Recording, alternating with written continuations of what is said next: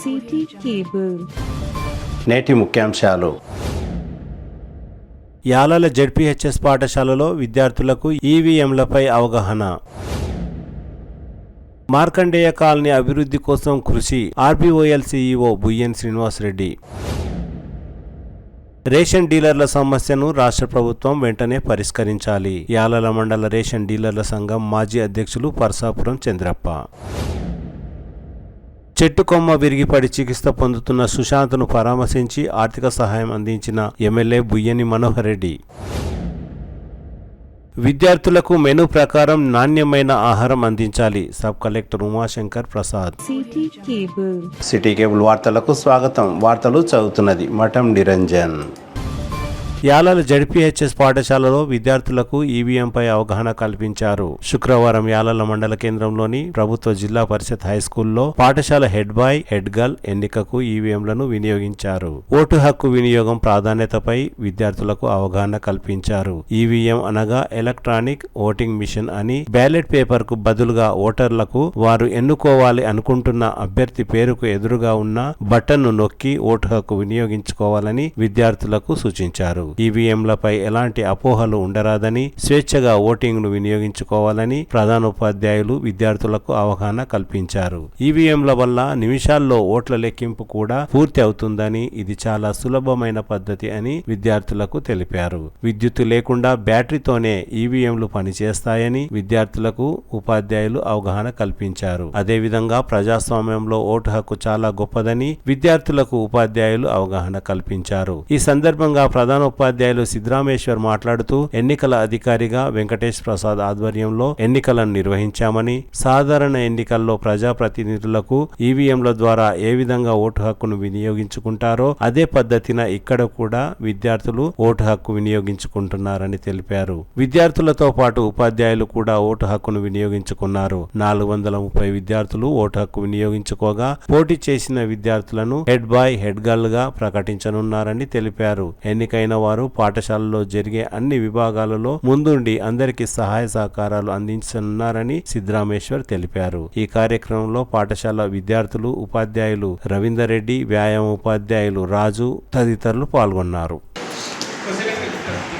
విద్యార్థుల్లో చిన్ననాటి నుండే నాయకత్వ లక్షణాలు పెంపొందించుకోవడం కోసం, పాఠశాల లోపల బాధ్యతాయుతంగా వివరించడం కోసం ప్రభుత్వము పాఠశాలలో ఉన్నటువంటి వాటిని 4 హౌజెస్గా చేసేసి వారికి సంబంధించిన దాంట్లో head boy, head girl, sports boy, sports girl ఈ విధంగా నియమించమని చెప్పింది. అయితే దీంట్లో ఉండగా మా స్టాఫ్ అందరూ కూర్చొని వీళ్ళకి చదువుతో పాటు అవగాహన కల్పించేటువంటి అవకాశం దొరికింది. కాబట్టి ఈ ప్రధానమైనటువంటి 2 పోస్టులు ఏవైతున్నాయో head boy and head girls దానికోసము విద్యార్థులందరూ అభిప్రాయం తీసుకొని చేస్తే బాగుంటుంది సార్ అని అందరూ అన్న కారణంగా మనం మోడల్ ఎన్నిక ఎలాగో వాళ్ళకి పాఠంలో ఉంటుంది కాబట్టి ఒక మోడల్ ఎన్నిక వాళ్ళకి చూపించాలనే ఉద్దేశంతో విద్యార్థుల నుంచి 10 విద్యార్థులకు అవకాశం ఇచ్చిన పోటీ చేయడానికి. బాయ్స్ నుంచి ఒక 8 మంది నిలబెట్టి ఇచ్చిన వాళ్ళు విద్యార్థులు పోషించింది, గర్ల్స్ నుంచి 8 మంది. వాళ్ళు విద్యార్థులు అందరూ కూడా మా స్టాఫ్తో పాటు వాళ్ళందరూ కూడా ఓటింగ్లో పాల్గొని హెడ్ బాయ్, హెడ్ గర్ల్ ఎన్నుకునేటువంటి యొక్క ఈ ప్రక్రియ ద్వారా వాస్తవంగా ఈవీఎం ఈరోజు సమాజంలో ఈవీఎం కోసం ఎన్నో ప్రయోగాలు చూపిస్తుంటారు. ప్రభుత్వం వాళ్ళు ప్రయోగాలు చూపిస్తుంటారు. విద్యార్థి దశ నుంచి అవగాహన కల్పించినట్టయితే వాళ్ళు ఇంట్లో ఇంతకుముందు మా సారన్నట్టుగా ఇంట్లో కూడా వాళ్ళు చెప్పేయడానికి అవకాశం ఉంటుంది. కాబట్టి ఈవీఎంల ద్వారా ఏ విధంగా పనిచేస్తుంది ఈవీఎం, ఏ విధంగా ఓటింగ్ జరుగుతుందని చెప్పి వాళ్ళకి ప్రాక్టికల్గా చూపించడం కోసం ఈరోజు వాళ్ళు మన పాఠంలో బాగా చూపించింది. దీని తర్వాత ప్రాయోగికంగా ఇవ్వడం జరుగుతుంది. తద్వారా ఎన్నిక విధానం అనేటువంటిది తెలుస్తుంది అనమాట, స్నేహపూర్వకంగా తెలుస్తుందని చెప్పి కాబట్టి పాఠశాల ఏర్పాటు చేస్తున్నాం. ఈరోజు మా పాఠశాల అనగా పిఎంశ్రీ జెడ్పీహెచ్ఎస్ యాలాల్ బాయ్స్ స్కూల్లో హెడ్ బాయ్, హెడ్ గర్ల్ అనే ఎలక్షన్స్ నిర్వహించడం జరిగింది. ఈ యొక్క కార్యక్రమాన్ని మా ప్రధానోపాధ్యాయులైనటువంటి శ్రీ సిద్ధరామేశ్వర్ గారి ప్రోత్సాహంతో ఈరోజు ఈ కార్యక్రమాన్ని నిర్వహించాము. మా పాఠశాలలో 6వ తరగతి నుంచి 10వ తరగతి విద్యార్థులకు ఎన్నికల పట్ల అవగాహన కల్పించడానికి, భవిష్యత్తులో ఈ ఎన్నికల యొక్క ముఖ్యమైన అంశాన్ని తెలియజేయడానికి, వాళ్ళ యొక్క ఎన్నికల విధానము ఈ దేశ భవిష్యత్తు ఆధారపడి ఉంటుంది. కాబట్టి ఈ ఎన్నికల యొక్క ఇంపార్టెన్స్ని మా విద్యార్థులకు తెలియజేసే కొరకు మా పాఠశాలలో ఎన్నికలు నిర్వహించడం జరిగింది. ముఖ్యంగా ఈ ఎన్నికల నిర్వహణ అనేది ఈ చిన్న దశలోనే మా విద్యార్థులకు తెలిసినట్టయితే భవిష్యత్తులో వాళ్ళు ఈ ఎన్నికల యొక్క ప్రాధాన్యతను తెలుసుకొని వీళ్ళు ఇంటికి వెళ్ళిన తర్వాత వాళ్ళ తల్లిదండ్రులకు కూడా ఈ ఎన్నికలు ఎంత ప్రాధాన్యత అనేది తెలియడానికి అవకాశం ఉంటుంది.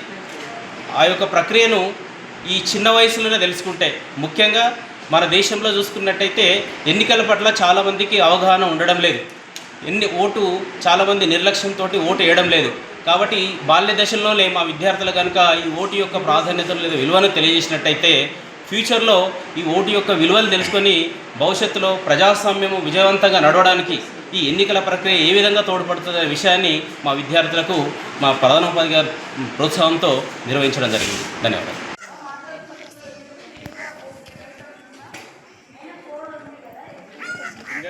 ఇంకున్న చూడండి, అది చూడలేరు, అందుకే అంటున్నాను.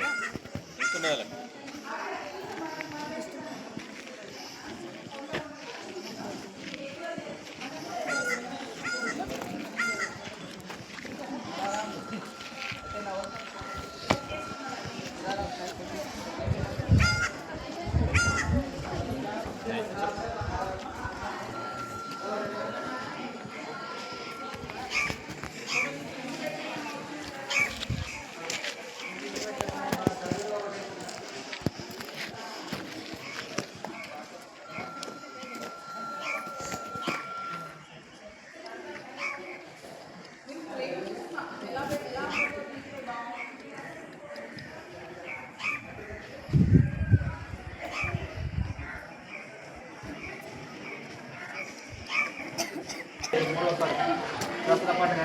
పొడుగా తీసుకోండి వీలైతే.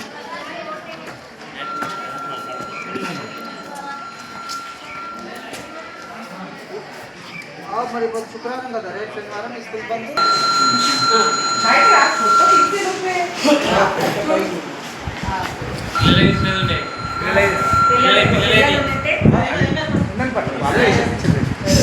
తిన్నాక తీసుకున్న పిల్లలు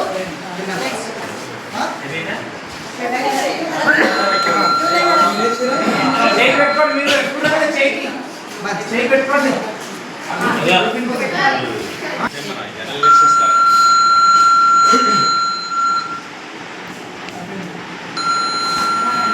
విద్యార్థులు పోటీ చేసిన సేమ్ అక్కడ బయట బ్యానర్ ఉంటాయి కదా, అవే గుర్తులు ఉంటాయి. మళ్ళీ గుర్తులు ఉంటాయి పిల్లల పేర్లు గుర్తులు సేమ్ అక్కడ బయట అంటే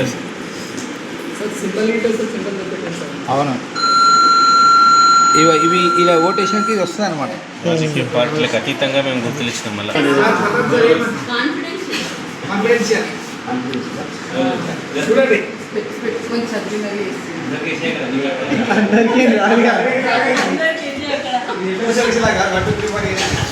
చాలా అందులో క్లాస్ ఇచ్చాం. అందరికంటే కూడా చాలా కఠిన పరీక్ష. మార్కండేయ కాలనీ అభివృద్ధి కోసం తన వంతు కృషి చేస్తానని ఆర్బీఓఎల్ సీఈఓ బుయ్యని శ్రీనివాసరెడ్డి అన్నారు. శుక్రవారం తాండూరు మున్సిపల్ పరిధిలోని 13వ వార్డు మార్కండేయ కాలనీలో పలు అభివృద్ధి పనులను బుయ్యని శ్రీనివాసరెడ్డి పరిశీలించారు. తాండూరు మున్సిపల్ కమిషనర్ యాదగిరితో పాటు అభివృద్ధి పనులపై చర్చించారు. అక్కడ కొనసాగుతున్న మురికి కాల్వల నిర్మాణం, సీసీ రోడ్డు పనులు త్వరగా పూర్తి చేయాలని కమిషనర్ కు శ్రీనివాసరెడ్డి సూచించారు. మురికి కాల్వల నిర్మాణంతో పాటు సీసీ రోడ్డు, విద్యుత్ దీపాలు, త్రాగునీటి సౌకర్యం కల్పించాలని మున్సిపల్ కమిషనర్ కు శ్రీనివాసరెడ్డి సూచించారు. ఈ కార్యక్రమంలో బంటు వేణు, శ్రీకాంత్, మార్కండేయ కాలనీ నాయకులు Srinivas Goud, Lonka Balaraj, Gopal, Chandrashekar Reddy, Jaipal Reddy, Vikas Joshi, Mahipal Reddy, Markandeya colony, teachers colony, Mitranagar colony వాసులు తదితరులు పాల్గొన్నారు.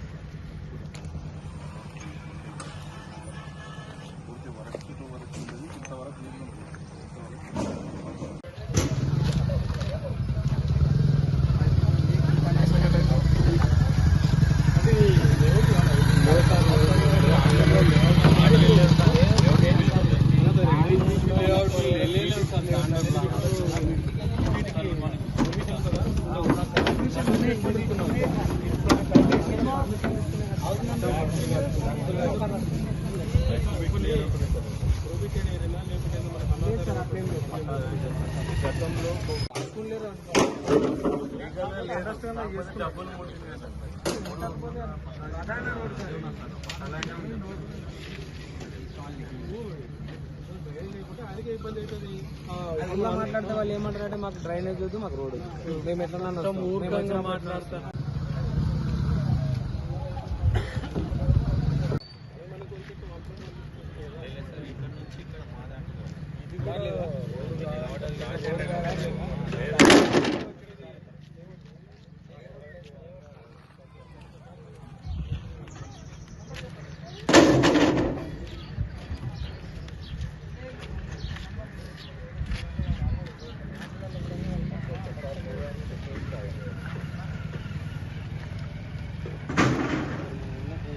ఏ